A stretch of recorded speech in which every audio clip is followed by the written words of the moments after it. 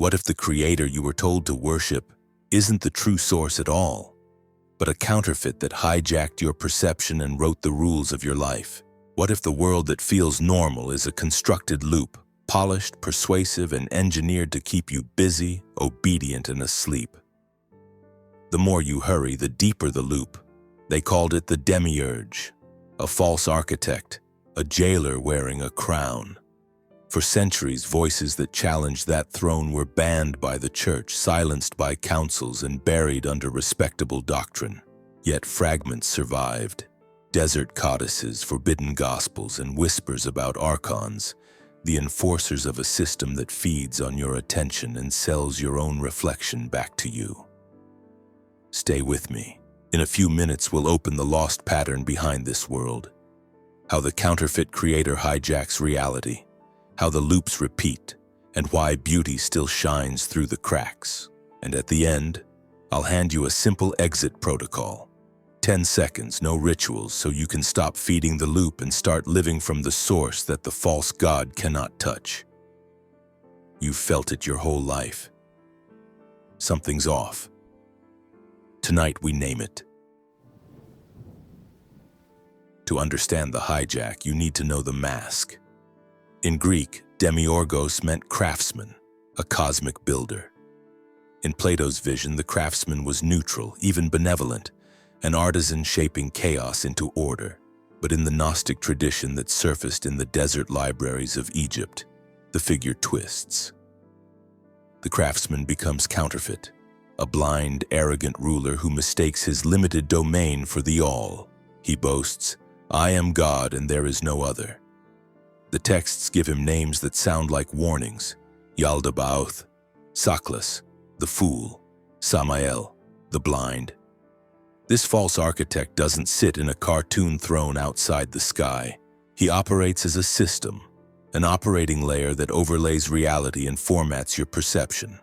What you're allowed to notice, what you're trained to desire, what you're afraid to lose. He issues copies of life instead of life itself, counterfeit spirit instead of spirit, and staffs his regime with archons, rulers who maintain the lattice of habit, fate, and fear. How did the story of such a being survive at all? Because not everything can be erased. In 1945, farmers near Nag Hammadi cracked open sealed jars and found a hidden library, sayings and treatises that had been driven underground.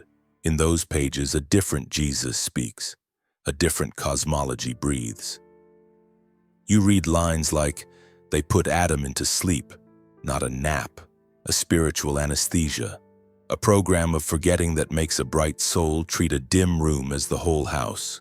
Now notice the pattern that threatens power. If the kingdom is within, you don't need permission to enter. If the world as you see it is a lens, not the final light, then changing the lens changes the world. If the false creator is exposed as an imposter, the priest of that imposter loses leverage. That is why these materials were branded heretical. Not because they were boring, but because they were potent. They told ordinary people they were not livestock on a sacred farm. They were fragments of the pleroma, the fullness, wearing bodies for a time. So the archive was narrowed. Certain books were copied in gold, others were starved of ink.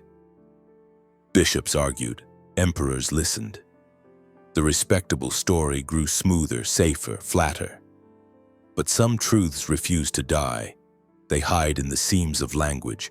They ride through centuries on rumor. They step back into the room when a jar breaks under a farmer's shovel. Here is the essence of the hijack as the forbidden pages describe it. Forgetting. The sleep placed on the human. Amnesia of origin. Formatting. A counterfeit spirit that mimics life but keeps you looping the same scripts. Status, fear, approval, enforcement. Archons of habit, law, and fate who reward submission and punish deviation, whether as institutions outside you or voices inside your head. If that sounds abstract, translate it into today. The algorithm that keeps you scrolling. The workplace ladder that promises worth at the next rung. The piety that confuses obedience with truth. The inner narrator that says, stay small, stay safe, stay the same, different costumes, same regime. Does this make the world evil? Number. The Gnostics never deny beauty. They insist it survives everywhere like gold dust in stone, proof that a higher source shines through the lattice. That's why the counterfeit must imitate. He cannot create. He can only arrange and distract. This is also why the scandal refuses to fade. If the creator we've been taught to fear is actually a manager of a lower room, the map of salvation flips. You don't bargain your way up by pleasing a jealous overseer. You remember your origin and stop paying rent to a landlord who never owned the house. When you stop renting holiness, middlemen lose business. That memory is dangerous. It breaks loops. It silences threats. It turns citizens into witnesses, and witnesses are impossible to manage. In the next chapter, we'll open the mythic backstory behind this counterfeit. How wisdom itself, Sophia, acts outside consent. How a flawed maker arises and how the human receives a spark that no regime can own. Then we'll track exactly how the hijack works in your daily life, where the loop hides, how it feeds, and how to starve it without a single argument. They banned the story. We'll read it anyway. Open the forbidden pages and the story starts where religion rarely lets you look, before the world, in the fullness, the pleroma. There, emanations of the true source move like notes in a single chord. Among them, Sophia, wisdom. She acts without the consent of the whole, reaching for creation by herself. The act is love, but it is unbalanced, and out of that imbalance a lesser force emerges. A being cut off from the fullness, brilliant but blind. From that breach emerges a lesser maker, Yaldabaoth. Born cut off from the fullness, he sees only himself and mistakes isolation for totality. Raising a bureaucracy of Archons, he sets about stamping a dim copy of the living pattern. Stars as locks, laws as fences, matter as the lattice. They shape a human form, but it won't stand until breath from the higher realm touches it. When the true breath enters, a spark from the pleroma lights up inside the clay. That's you, a traveler wearing matter, carrying what the counterfeit cannot make. The moment the spark appears, the rulers panic. They need the image, but they fear the origin inside it. So they deploy their first technology. Sleep. They put Adam into sleep. Not anesthesia of the body, amnesia of the soul.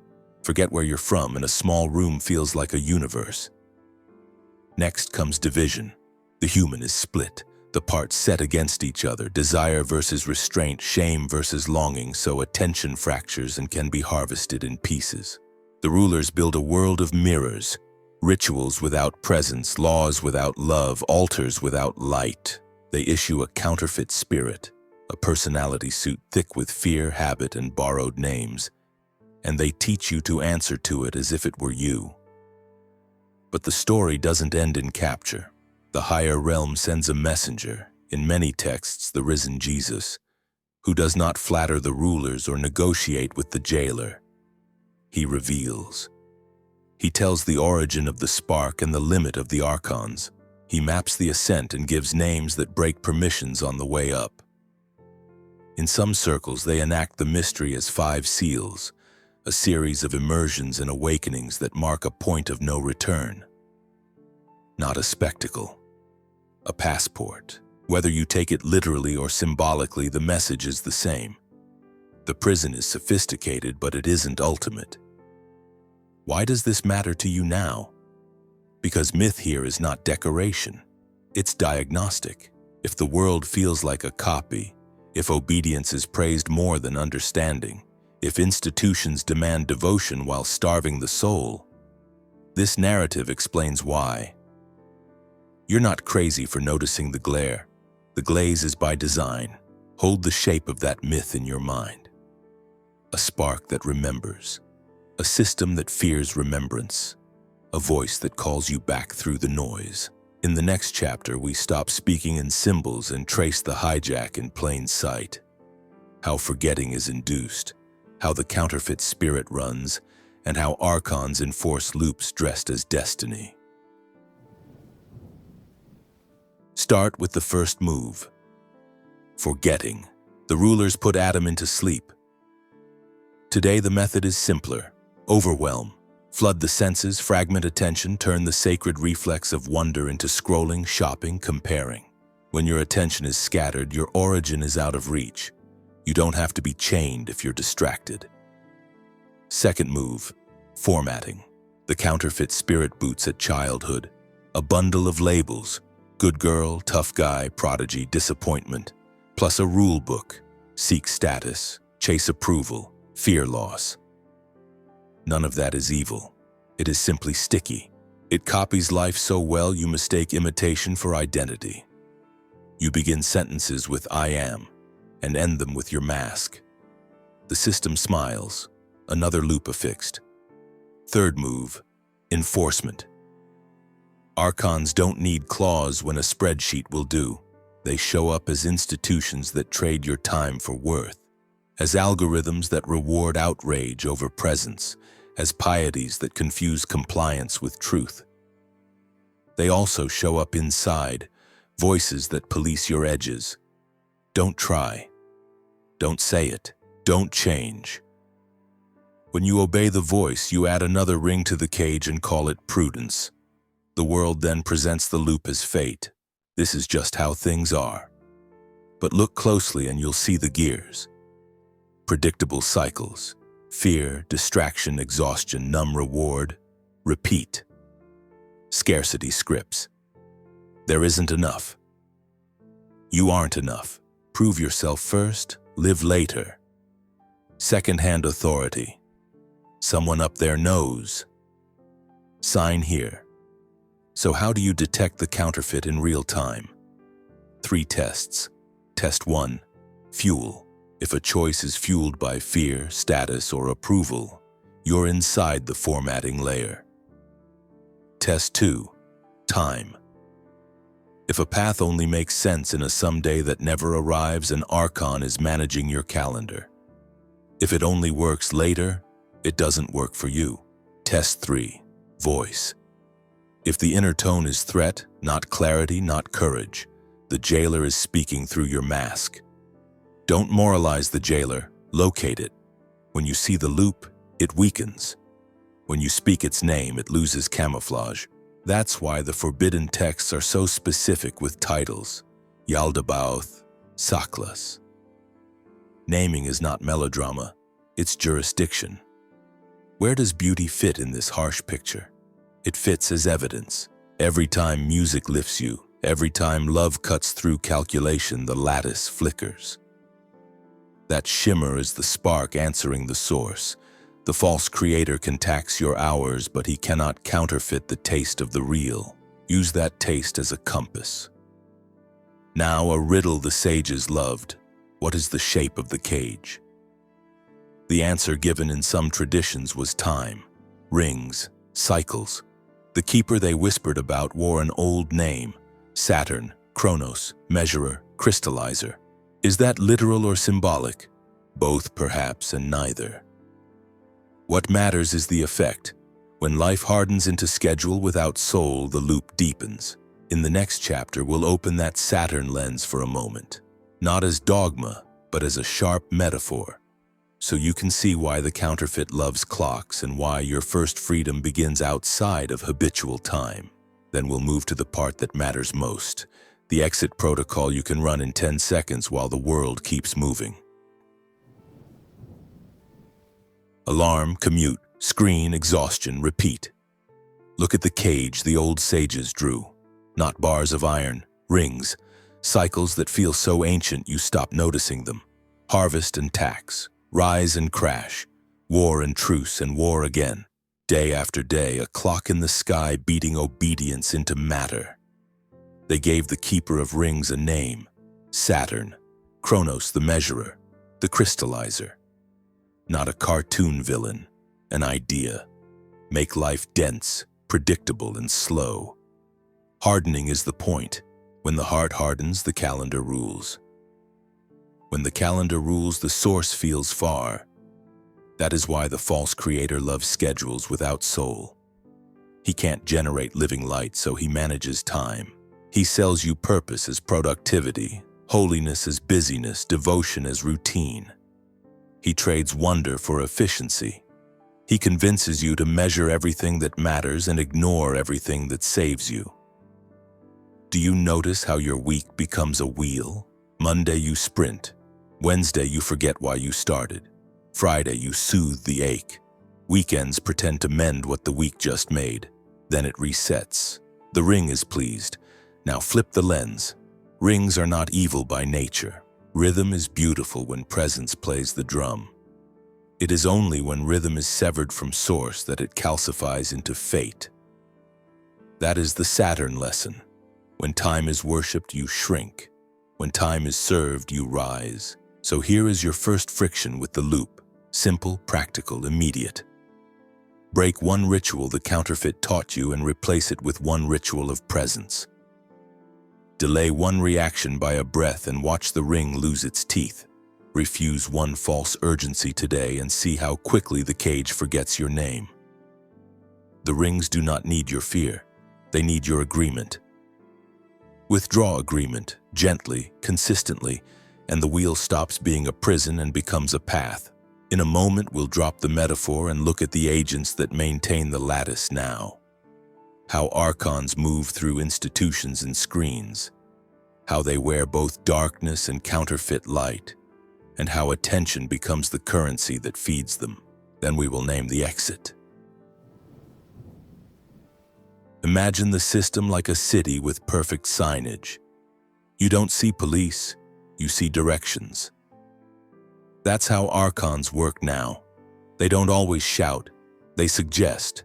They shape defaults. They tilt the table 2 degrees and let gravity do the rest. Outside, they wear institutions. A school that rewards compliance over insight. A feed that pays outrage by the click. A piety that swaps presence for performance. A politics that sells you 2 costumes owned by the same warehouse. Each promises safety. Each trains dependence.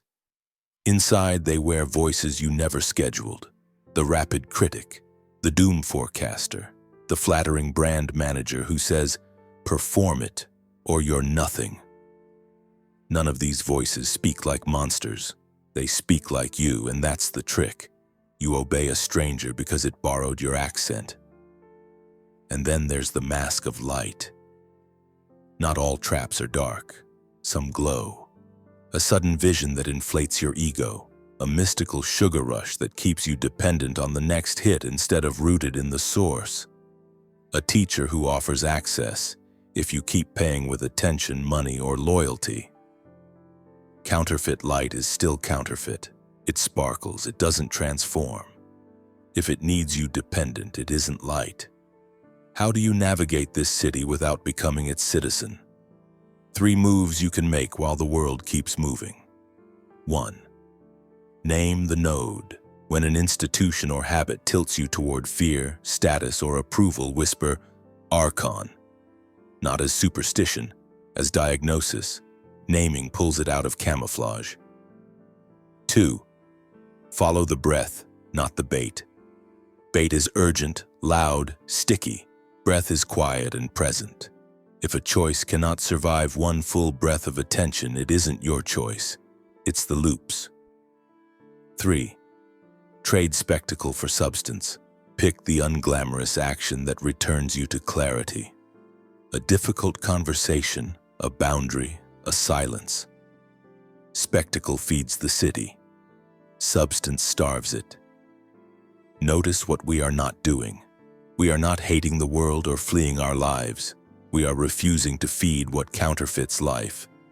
Attention is food. Where you place it, something grows, either a loop or a line back to the source. Still, one question remains. Who shows the way out? In the hidden pages, the answer is not an argument. It is a person who speaks like a key. The risen Jesus enters the city, does not flatter its rulers, and tells the sleeper where the door has always been. Within, Not in a future heaven you rent after death, but in a present kingdom you recognize when you remember your origin. Stay with me. Next, we cross that bridge. How the Jesus of the forbidden text hands you a lens that makes the loop visible and optional, and how one simple protocol spoken under your breath can cut the current the false god uses to steer your day. When the hidden pages speak of Jesus, they don't cast him as a mascot for the prison. They show him walking straight through the city of the Archons without bowing, speaking like someone who remembers the floor plan. In these texts, he doesn't sell you tickets to a distant paradise. He tells you where the door is now. The kingdom is inside of you and it is outside of you. That line lands like a key. If the kingdom is within, the counterfeit creator loses his favorite leverage: distance.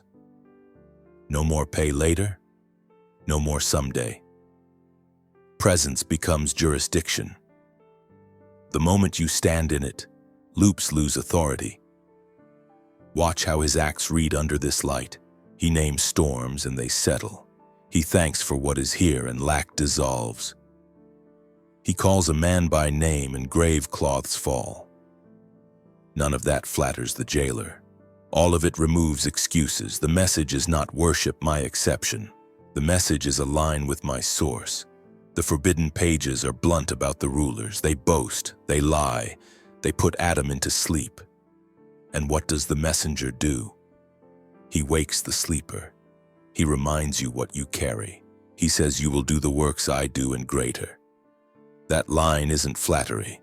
It's a transfer of jurisdiction. The same texts insist on intimacy with the source, not dependence on middlemen. Know yourself and you will be known. That is not selfie spirituality. That is the end of rented holiness. When you know yourself as spark, the mask loses the right to speak for you. Why would any authority ban this tone? Because it relocates power. If the temple is not a building but a state, the gatekeepers have nothing to sell. If the sacred is not a schedule but a presence, control loses its favorite tool. Later, you can already feel the shift. The counterfeit creator thrives on repetition without awakening. Jesus collapses repetitions into recognition. He hands you the lens that makes the city visible as a set, the script audible as a prompt you do not have to read. He does not abolish time. He fills it. He does not abolish matter. He transfigures it. That is why beauty in this world feels like a message from home. It is. So here is the bridge into the practical. The texts are not asking you to argue with priests or stalk demons in the walls. They are asking you to stop feeding what counterfeits your life. They are asking you to place attention where the false god cannot reach. In a moment, I will give you an exit protocol you can run in 10 seconds while the world keeps moving. No posture, no props, only jurisdiction, only breath, only the sentence that returns authority to its address: within. Freedom does not begin with a fight.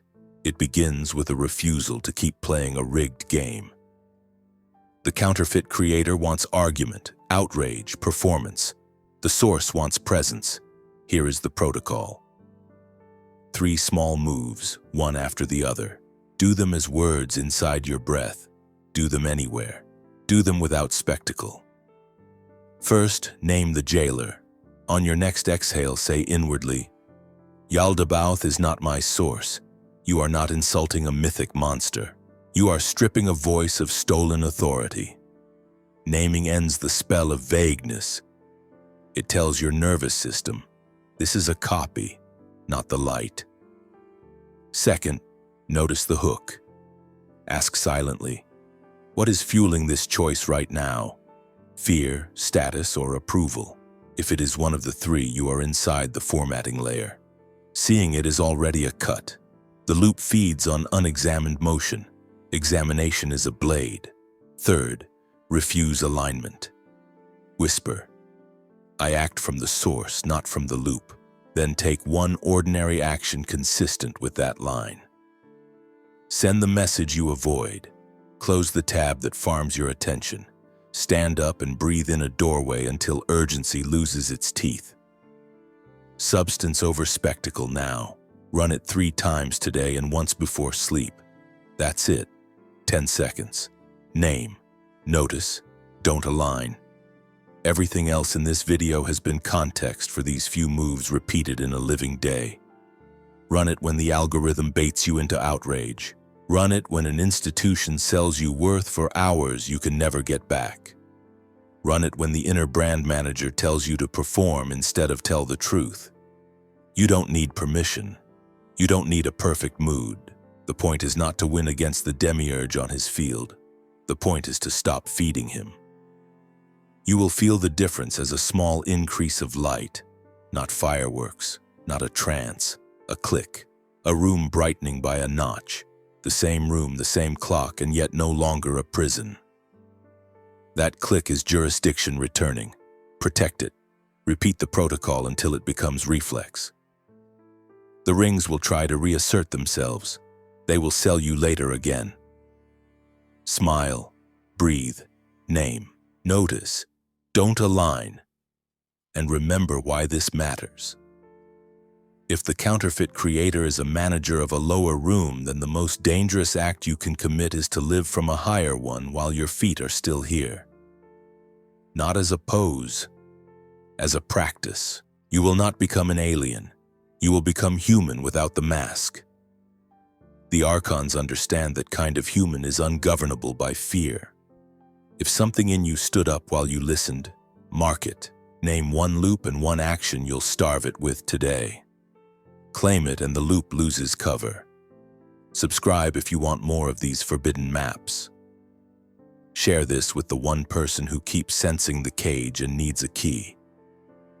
They hid this from you. You heard it anyway, now walk.